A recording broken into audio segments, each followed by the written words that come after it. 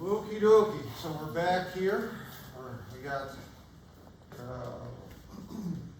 some more titration stuff to deal with today, and we'll kind of see how far we get.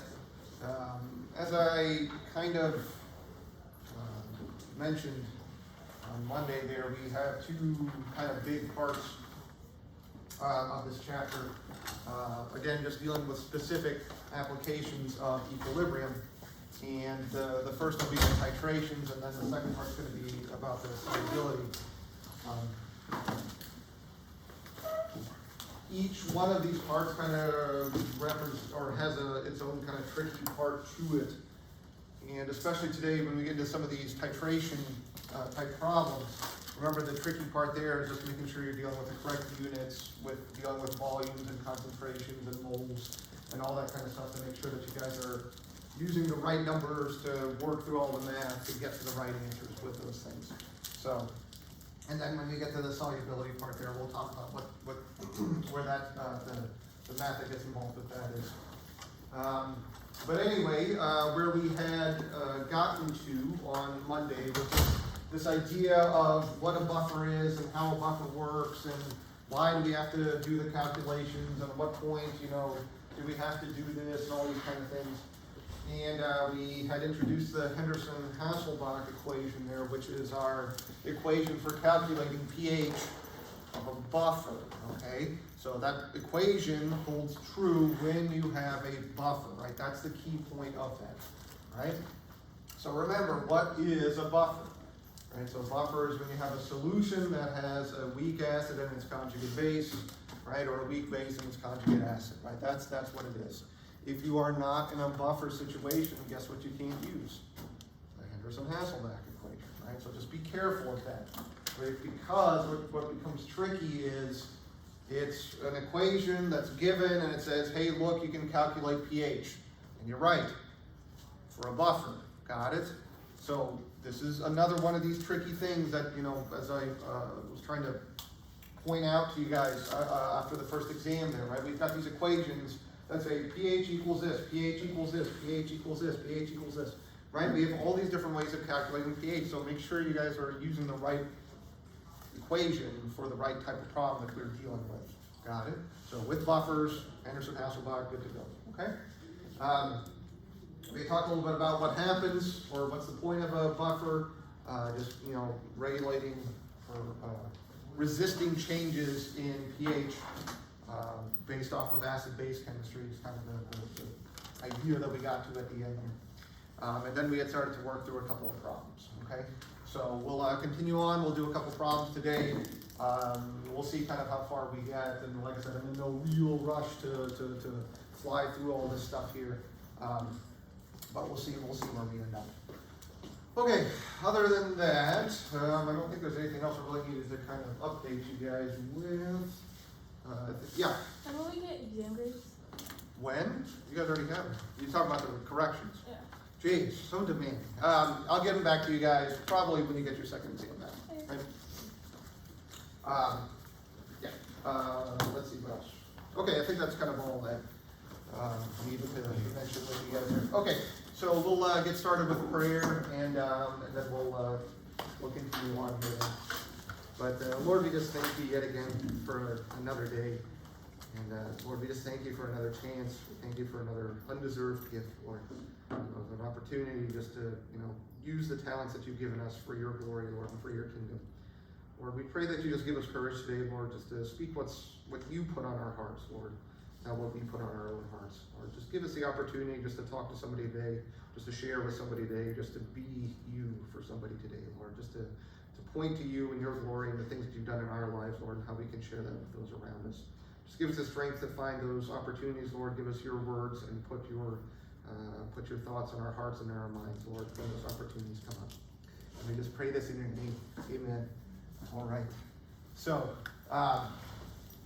we had worked through one problem here, right, where we had made a buffer of the dihydrogen phosphate and hydrogen phosphate, and then it says to calculate the pH, yay, Henderson-Hasselbalch, and then we added some sodium hydroxide to it, and we recalculated the pH.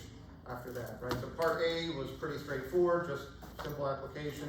Part B is where we started to do these, let's say, modified ice tables, right? Not necessarily ice tables in the same way that we think about with equilibrium, but rather, you know, we have some initial concentration, we add some stuff to that solution, we do our acid-base chemistry, and then we know, or we can recalculate our concentrations at the end and reapply the Henderson-Townsend law here, right? So that's kind of where we got to with that stuff, okay? All right, so today we're gonna kind of do a little bit more of that same idea there, right? All right, but just real quick, a couple of thoughts and ideas and definitions and this kind of stuff. The buffer capacity just refers to, you know, wow, the capacity of the buffer. Wow, okay. Make sure you take deep notes on that, okay? But it's just talking about, you know, everything's got a limit is kind of what it's saying there, right? You know, we have this, again, the thought behind a buffer is that it resists large changes in pH, and that's correct. But of course, eventually, we're going to completely neutralize the weak acid or the weak base, depending on what we're adding into the buffer, right? So there is a limit to how much this thing can buffer is all it's really talking about, right? And so that's the point that I was trying to say there at the beginning with my spiel there, right? Just, you know, if you're not in a buffer situation anymore, then be careful about what equations you guys are using. That's all I was trying to say with that, okay?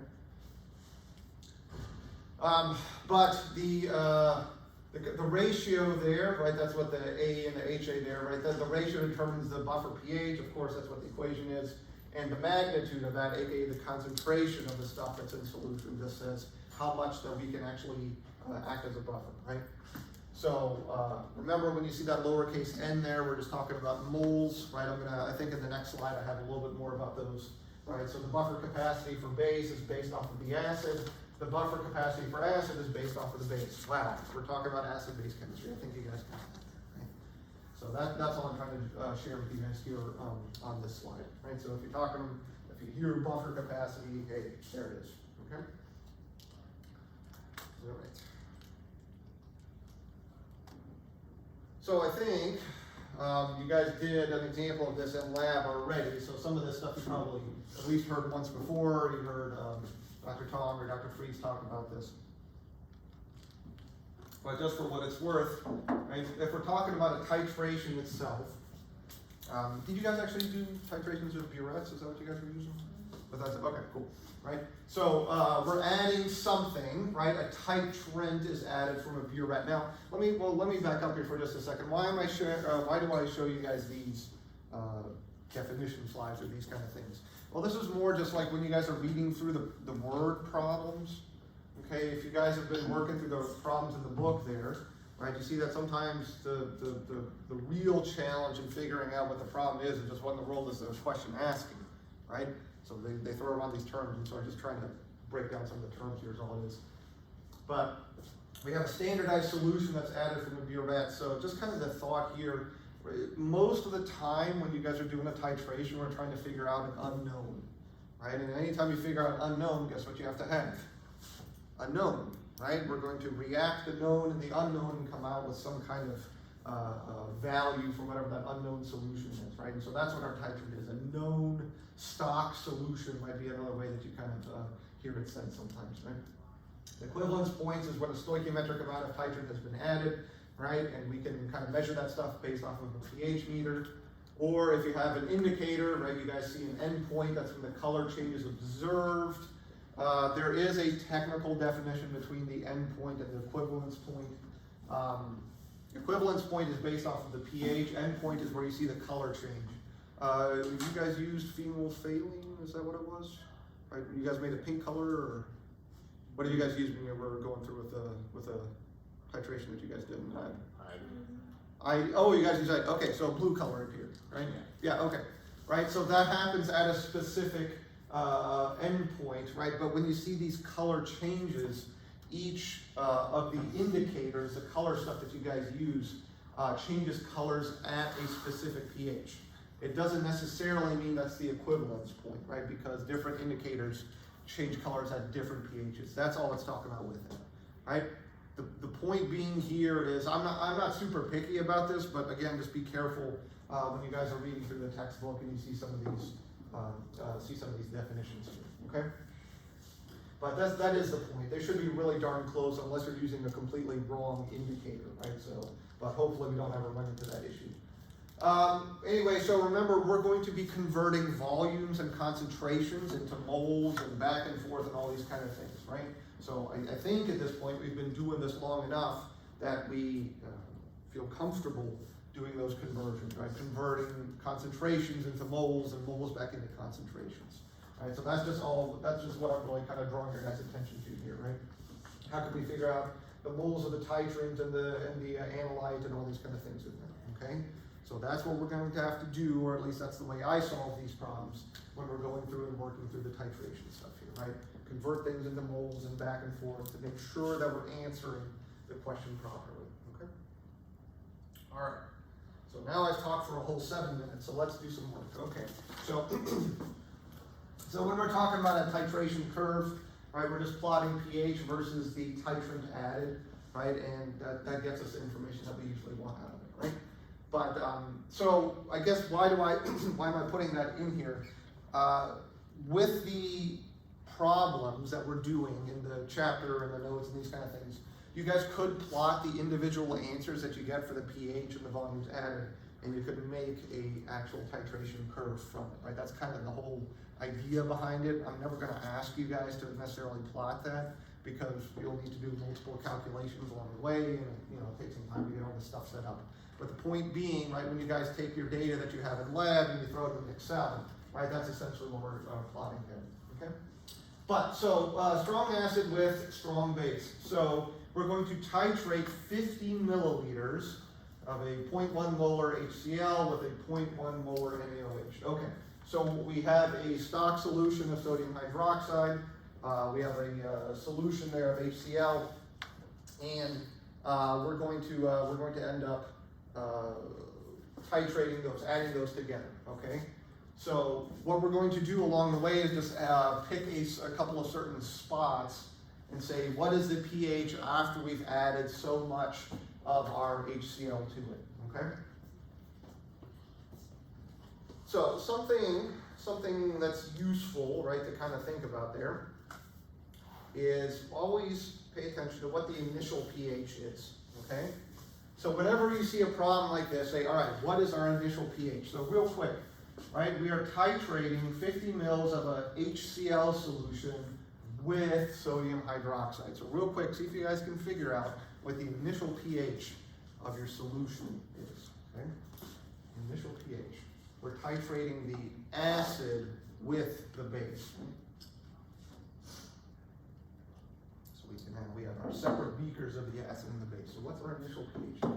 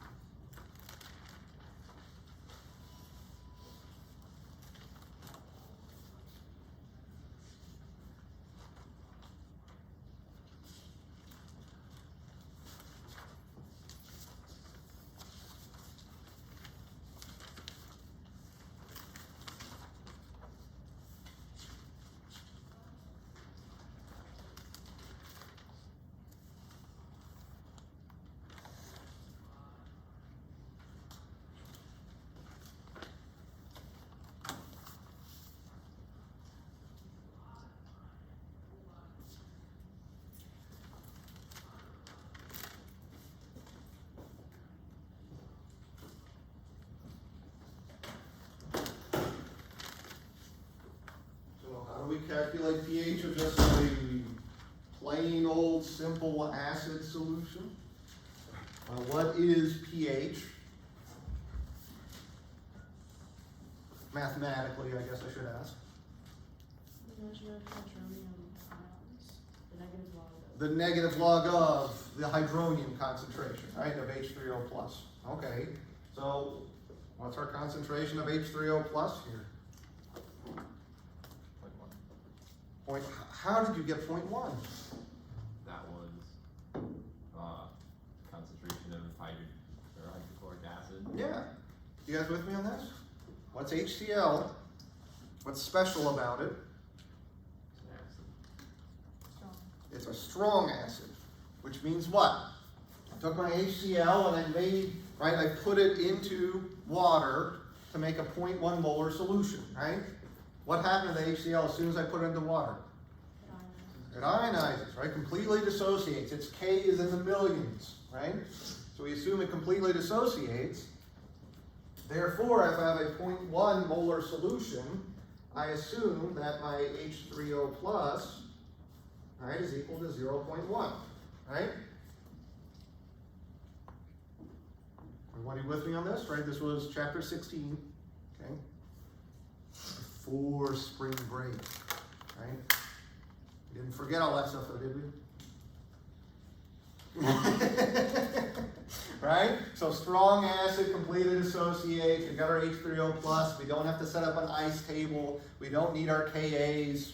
That's the useful part of understanding when we have a strong acid around, right? There was also a subtle hint that this is a strong acid. It's somewhere in the title, I think. Okay, so if I take the negative log of 0.1, right? There it is. Okay? Good? Why do I need to know that? Well, as we go through and we work through these problems, okay, it's always useful to kind of make sure that we're going in the right direction, so to speak. Right? I start out with an acid, and I'm adding a base to it. What should happen to my pH? Start out with acid, I'm adding base to it. What should happen to my pH? It goes up. It should go up, right? So as we're going through and doing our math and having all these different values and numbers that are going to very quickly turn into a nightmare of different tables, right? Just making sure that we have and we're going in the right direction, right? But it's always important to know where you start. A typical question in this kind of a series of questions is what is the initial pH anyway, right? So you're going to end up usually calculating this anyway, right? Okay, so we took care of that. The next important thing to do, let me see if I can move this stuff out of the way, give myself some space, okay? The next important thing to do is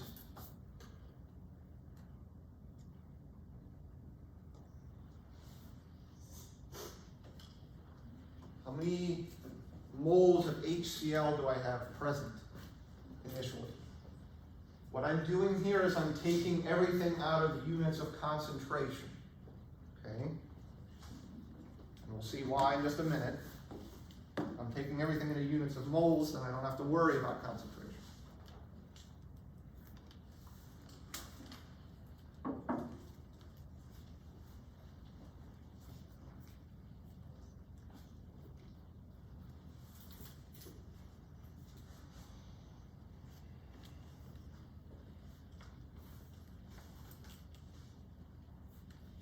How many moles of HCl do I have to begin with?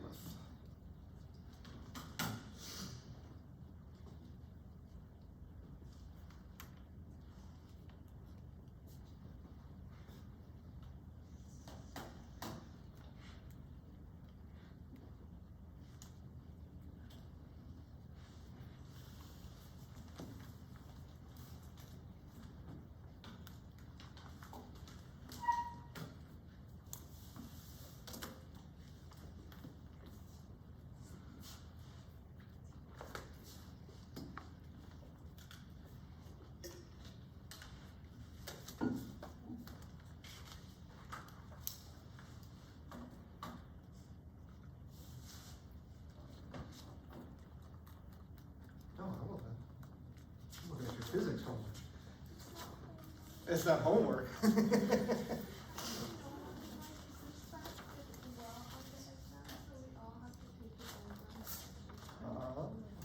You guys got some nice professors here. Exam corrections, take the exams over. Man. You barely have to bribe us at all, right? Cool, all right. So we're given units of concentration, right? 0.1 molar. We're given units of concentration and we're given a volume. So So how do I get moles? Concentration times volume gives us moles, right? You guys with me on this? Because what are units of concentration, right? That's moles per liter, right? And if I multiply that times volume, I get answers in moles, right? So what do you have to pay attention to though? This is liters, so we need to multiply by liters, okay? Everyone with me on this? Much easier than physics though, right?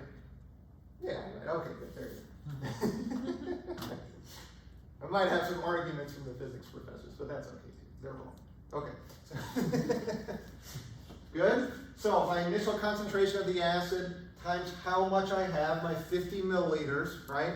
And that will give me, what is it, 5 times 10 to the negative 3 or something like that? Yeah. So 5 times 10 to the minus 3 moles of HCl. Does everybody clearly understand why I'm doing this? Because what we're about to do is change the volume as we're adding our titrant in. Right? We're going to add our sodium hydroxide to that 50 milliliters of the acid. And remember, concentration is in units of volume. So if I change the volume, what do I change? The concentration. Got it? So, but how do we change units of moles? You don't, right? That's the whole point of using moles. Okay. So, now, what happens, okay, what's the pH after I've added 40 milliliters of my base, okay? So I have my 50 milliliters of my acid, I drip, drip, drip, drip, drip, add in my sodium hydroxide. I add in 40 milliliters of sodium hydroxide. What is my pH?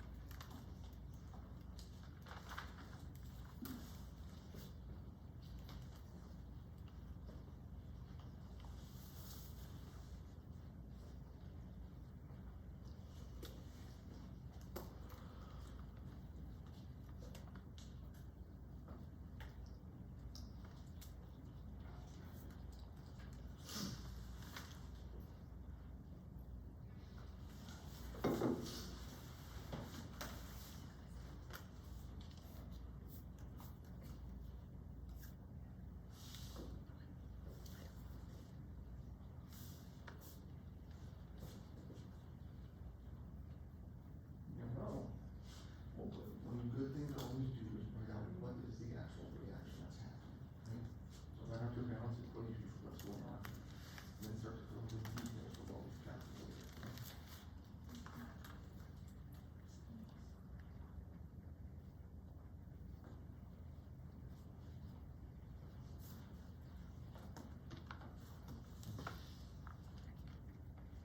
So now start to fill in how much of this we have, right?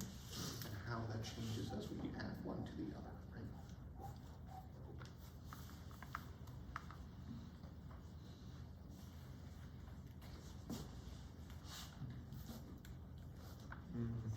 Be careful, right? You're assuming that this remains constant. Well, it's not, you're adding a base, right? So you're doing a reaction. Like this is, you have the right idea, but we need to recalculate that, basically, is what it is. Huh? Mm-hmm.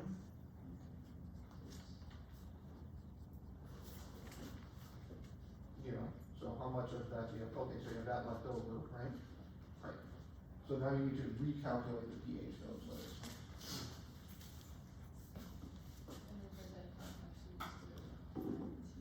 Yeah.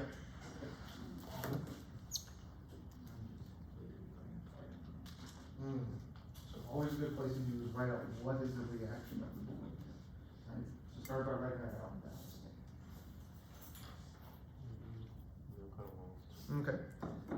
So you have this here, right? That's our balance reaction, right? We know how much of this we have, right? That's what we calculated, or that's what's told here, right? And that's what we calculated. Now we give you information about this. So now we need to do that reaction and see what's made and what's left over. No, so Right. the reactants over on it too. Well, remember, I'm asking you basically to recalculate the pH. So now we have to figure out the new acid concentration and then recap, right? Yeah, okay. What's up? So the hard stuff we need to do is write an equation for the gas and phase reactions. Okay. And so, because I'm assuming that the gas is full and the initial concentration. Right? Remember that question I asked on a quiz? Why is it important to recognize, right? How does it change what we do in the lab, right? Or excuse me, in the class.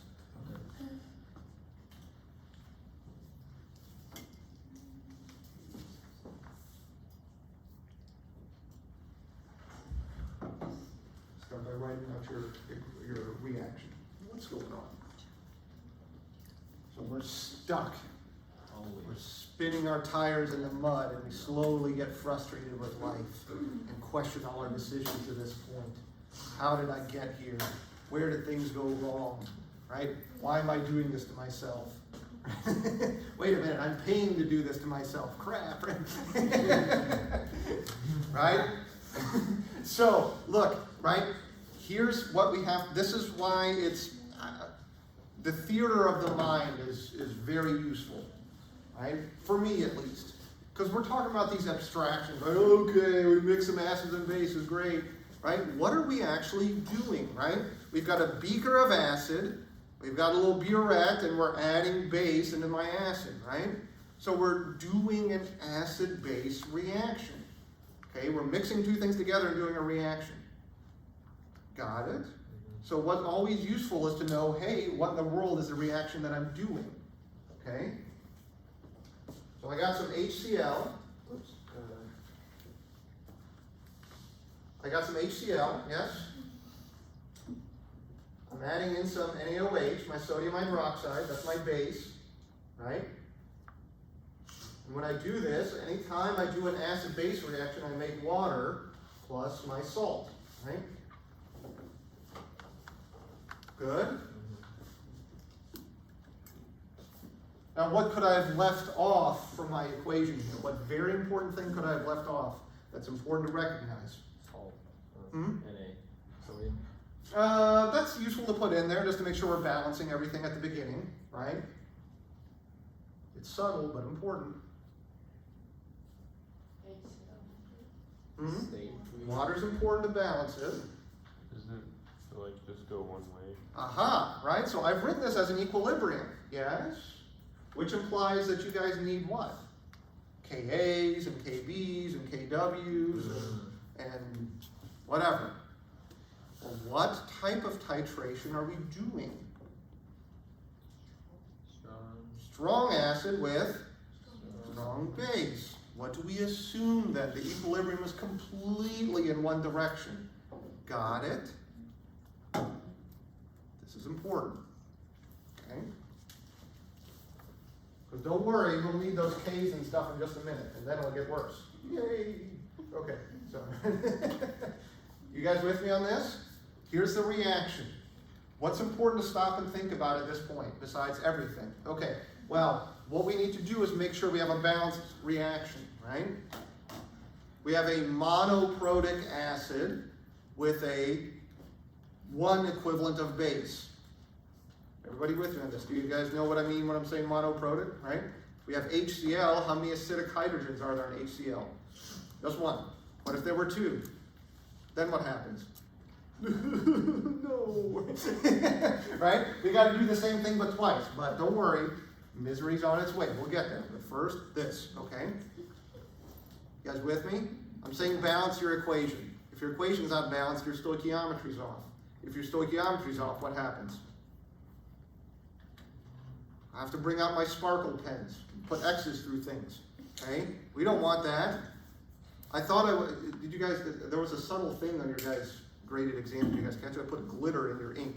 Why? Because glitter sucks. And it should motivate you guys. I don't know, right? If you ever want to make somebody mad, what you do is I shouldn't tell you, but anyway. right? You put a little piece of paper under their door, you sprinkle glitter, it slides underneath, and then you into their room, right? So if you have a roommate who's really noisy, and you've asked them nicely, glitter their room. Okay, never mind. Great, it's on video. Professor encourages a pranking. Okay. Anyway, right? So the point being, we have a balanced equation, right, for our acid-base chemistry.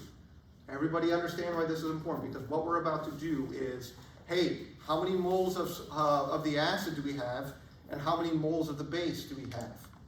Because what happens when you mix an acid and a base? They do what? They make water and a salt. Got it? We're just doing a reaction. That's all it is. Okay? That's all it is. So, what do we have? At the start of things, I have 5 times 10 to the minus 3 moles of this. Where did I get that number? Well, remember, this is what we calculated on the previous slide there. Good? So we have our beaker of HCl. At the start, we don't have any of, well, we don't care about water, but we don't have any of that other stuff in there. You guys with me? What do I do then? I set up my burette. I have my sodium hydroxide. What do I start to do? Drip, drip, drip. Add my sodium hydroxide. How much of it do I add? I add what? 40 mils of the 0.1 molar solution of it. Got it? Remember the previous slide there has the concentration of the base. Yes? Right, you guys with me? Right, I have a 0.1 molar solution of the sodium hydroxide. So I added, right, if we just want to keep everything the same, how much of my base did I add in units of moles? How much of my base did I add? Well, I added this much. Right, and then at the end, what happens? My acid reacts with my base to make my sodium chloride and the water and all that kind of stuff. Good?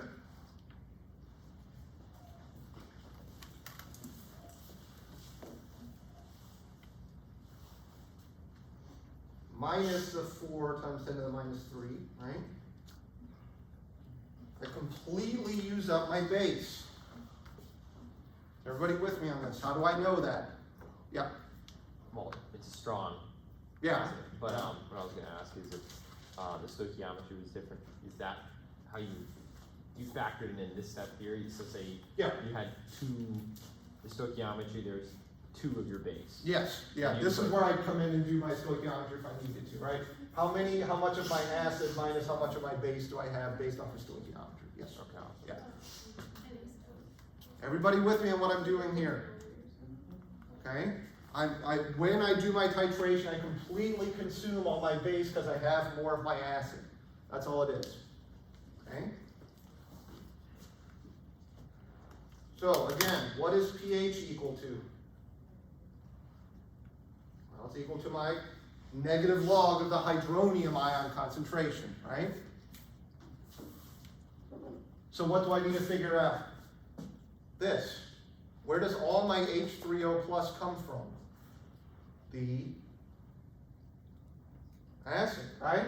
Do I still have some acid left over? Yeah, right? So my H3O plus concentration in this case, just to write it all out, right?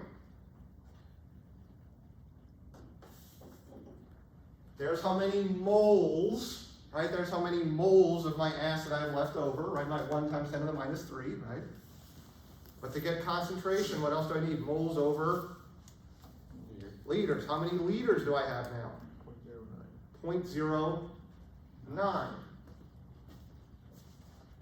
Got it? I started out with 0.05 liters, and I added 0.04 liters. Everybody see where I'm getting those numbers from? Okay? If I do this, I got 0.0111 molar H3O plus, and then if I take negative log of that, I got about 1.95. Okay? Yep,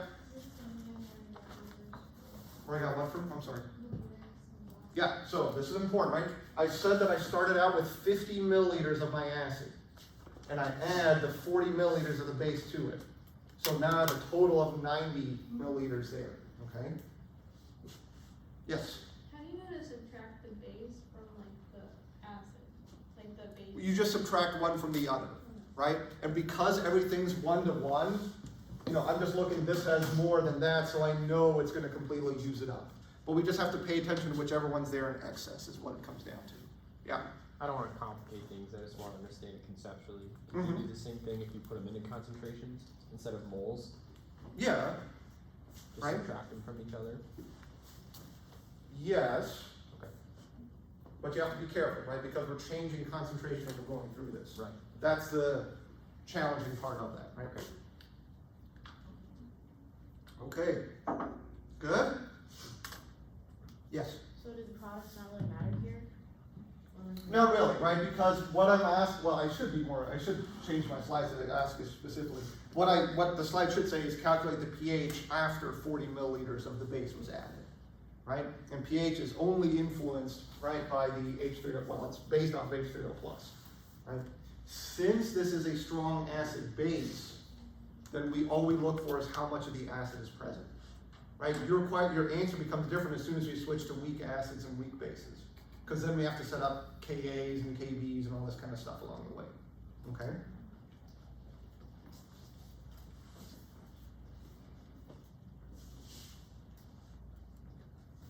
All right. So nothing here to calculate really, right? At the equivalence point, right, when I have 50 mils of my acid and my 50 mils of the base, my pH should be equal to 7 because everything's neutral, okay? But a good question would be, why? Why is this the case here? And why will it be different if I change my acid and my base? Yeah, Does it have to do with how much will dissociate, so the stoichiometry? Or weak acid versus strong acid? and absolutely, that's what it all comes down to. Strong acid versus weak acid. Here's something important, okay? Remember one of these, what do I want to say, sayings or isms or whatever we want to say, right? If you have a strong acid, it's going to make a weak base, right? A weak acid makes a stronger base, right? This relationship between conjugate acids and bases. If I've got a really, really, really, really strong acid, guess what it makes? A really, really, really, really weak base. To the point that the weak base just sits there and stays in solution. It doesn't cause any dissociation or anything. Okay? This is one of these things, if you look back in my notes from the previous chapter, I mentioned this specifically. It's in the last like 5 or 6 slides. What happens when I mix a strong acid and a strong base? Right? When you have when you have an equal amount of them in solution, you make a neutral compound. It's a neutralization. But if you have a weak acid and a strong base, then we have to start using our equilibrium. Okay? It's the last couple of slides in my previous chapter there. It's important. That's what I'm drawing back to here. If I have a weak acid, my conjugate base becomes strong, right? And then I have to adjust what my pH is after I hit the equivalence point. Because I have to account for that it is acting as a stronger base. Is everybody lost? Good? Yes? No? I need to do a better job then of making sure I obfuscate all my information. Okay, what's up? So for this one, we Yep. have 40 milliliters. Yep, Why is our number still so low? because we have more of the acid around. Right? It's completely neutralizing the base. And since it's a strong acid, it just completely dissociates, and right, we still have a relatively high concentration of acid around it, the H3O plus. What's up? Is that why, I heard my lab instructor, mention the curve? Is Yeah. that why it sharpens? Because, when it comes near to because Mm-hmm. between 40 and 50 milliliters is not that much, but, when you get close to that 50, is that why it's so tedious? Because it the pH changes quickly? Absolutely, yeah. That's a common issue when you guys are running through titrations. You guys will like, okay, keep adding it, and then after like 3 minutes, you guys become impatient and oh, just go open them, right? It shoots up and you miss it, right? It's a common thing. It's a common thing that happens. And this is kind of the point. I believe the next slide and a couple of the next problems, we calculate that exact how much difference does adding an extra 0.1 mils actually make. It makes a tremendous difference, especially when you're dealing with strong acids and weak and bases. Okay. Right? So everybody understand what I'm saying with this here, and if not, please go look at those slides, right? And convince yourself that I'm not just, making things up here. Okay? Good? All right. Okay. So now, same thing for you guys. Okay? After the equivalence point, so now I added 50.2 mils of my base. Calculate the pH for me. Okay?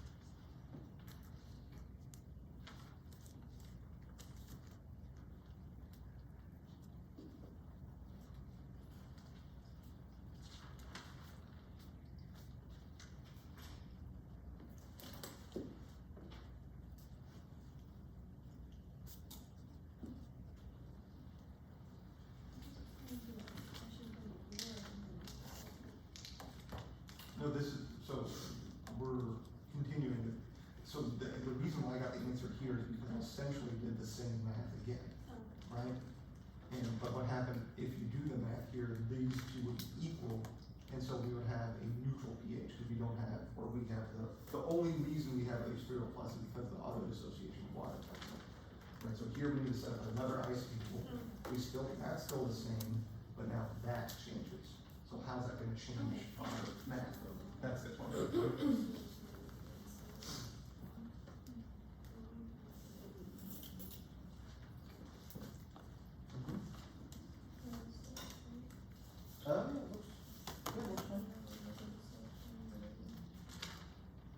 But be careful because now we got excess of the base. And how's that gonna change how you calculate the pH? Got it? That's the difference.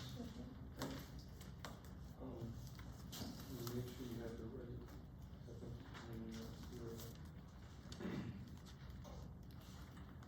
Right? Oh, check your math. What are you doing? Well, it's milliliters and milliliters. But she's dealing with moles, right? She's not in the milliliters yet.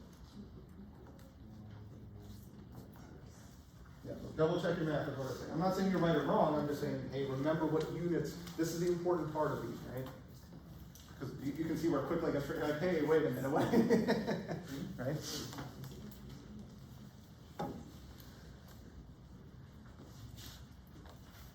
That's your answer? How'd you get that? So, right? So NaOH is gonna get us our pH. Aha, right? You've got the right idea, but what did you actually calculate? You didn't calculate the pH, you calculated the, aha, right? I don't know where. Did I do this one? Yep, looks good. Yep.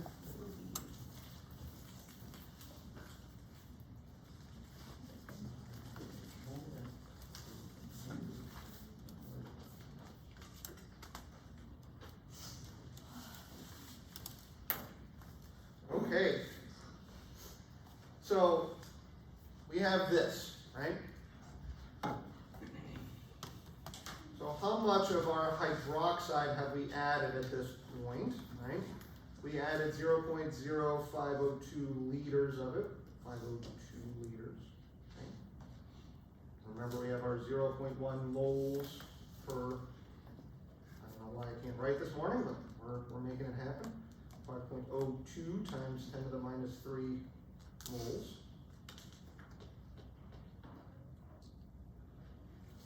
Let's try this. Oh. So this is moles of NaOH. Good? Take everything out of units of volume is all I'm saying, right? Remember, our reaction stays the same. H2O plus NaCl. Started out with 0.0, excuse me, 5 times 10 to the minus 3 is what we've been using. Moles of this. I add 5.02 times 10 to the minus 3 moles of this. At the end, I consume all my acid, right? And so what do I have left then? 0.02 times 10 to the minus 3 moles of NaOH. You guys with me on that one? Everyone see how I got this, right? Just that and that come together, right? We're just subtracting those two values there. Good? So we have an excess of what? Base. The base. So be careful about that. Always ask yourself, what in the world do I have information about? I have moles of base. So, my total volume now is what? My 50 milliliters plus my 50.2 milliliters. Okay? So I have 0.1002 liters, right? 100, yeah. Or did I have an extra zero in there? No, that's right. Yeah, okay, I'm good, yeah. Okay, I have 100.2 milliliters, or that many liters. Total volume, okay? So I take my concentration, or my moles of my base, 0.02 times 10 to the minus 3 moles of NaOH over my volume, okay? That'll give me my concentration of what? Sodium hydroxide, right? My base, okay? If I take the negative log of that, right? This is my POH. Got it? POH, negative log of my base concentration. Good? So if I did my math here, I got this to be equal to about, what, 3.7 is what I got? Okay. Is that my answer? It's part of it. I'm asking for the pH. So what's the relationship between POH and pH? pH plus POH equals 14, yes?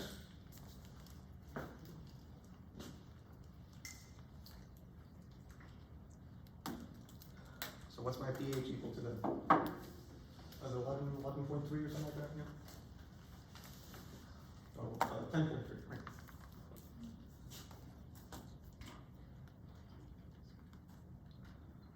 So, what are some of the many tricky parts of these types of problems? First, remember, we have to know what reaction we're doing. Is it strong acid and strong base, weak acid, strong base, right? Classify the type of acid-base chemistry you're doing. Next, we have to remember to make sure that we take things into moles and put them back into total volume at the end of it. Got it? And then as we progress through the titration, paying attention to whether we have an excess of the acid or an excess of the base. Because that's going to change what we calculate at the end, right?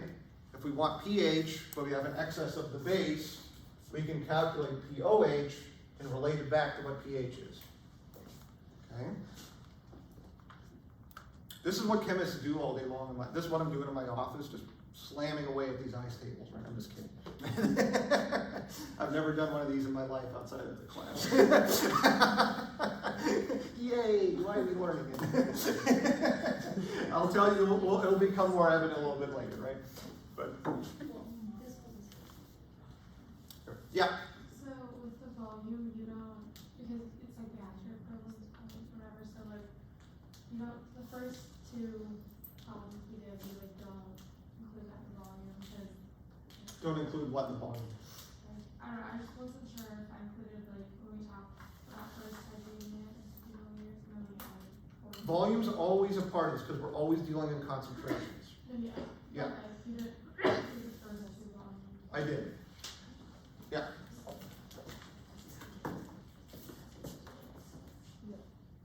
So, right? There's my, is that what you were asking? Or? Yeah. Okay. I just didn't know if you like, what add all of that at the end, or like. Either way is fine, as long as somewhere you have the total volume, Okay. right? As long as you remember to add up how much you're adding plus how much you started out with. I don't care what part you guys do it. If you, normally I do everything separate, but you know, when I'm limited on one slide, I kind of have to scrunch things together. Is what it is. Okay?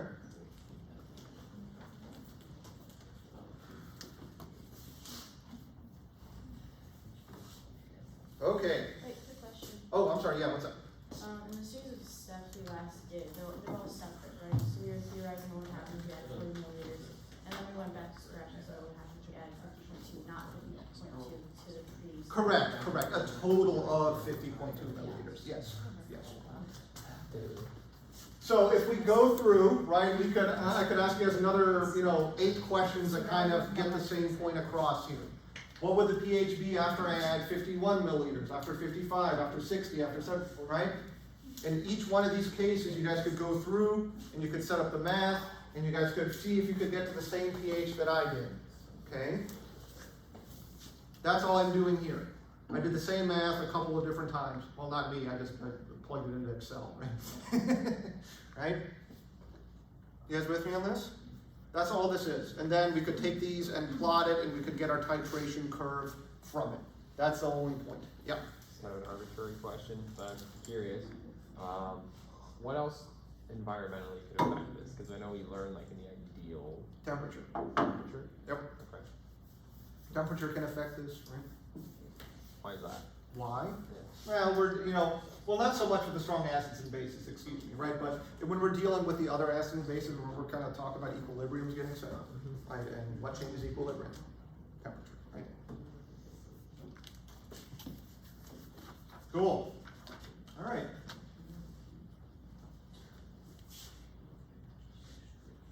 So if we take all that, we put it into graphical form, this is kind of the different points that we calculated stuff at along the way, right? So that's all I'm showing here on this slide. And what I'm saying here is the methyl red and the bromothymol blue and the phenolphthalein there, these are all different indicators that change color when the pH hits that point, right? So if I used phenolphthalein, I'd have a little bit of a different answer for my end point than for my equivalence point. So that's just kind of an argument of pick the right indicator for the job is what it is, okay? Well, we can, you guys will probably talk a little bit more about that in the lab. Good? All right, so I think the next set of problems, yeah, okay. So the next set, we're gonna go through the same, we won't do it today just because we're almost out of time here. So I'll give you guys 3 minutes of your life. How's that sound? You're welcome. Okay. Right? But we're going to do this next set of problems, and guess what it's going to do? The exact same thing, but now what do we have? Instead of strong acid, we have a weak acid. So guess what we have to start thinking about? Ice tables with X's and quadratics. One person's excited. Jill, that is the appropriate response. I would cheer quadratic equations. Alrighty, I'll see you guys on Friday. Oh, I did forget one. You guys should have a quiz that's open today. Yes, everybody saw it? Yep. Okay.